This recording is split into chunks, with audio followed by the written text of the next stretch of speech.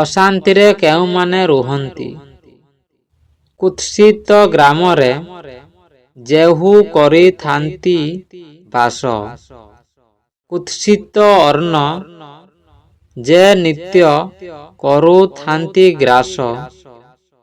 ଭାର୍ଯ୍ୟା ଯାର ସଦାକାଳେ କ୍ରୋଧମୁଖୀ ଥାଇ।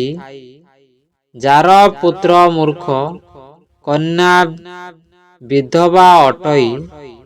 ଅଶାନ୍ତି ତାହାର ସବୁ ଦିଗେ ପ୍ରକାଶଇ।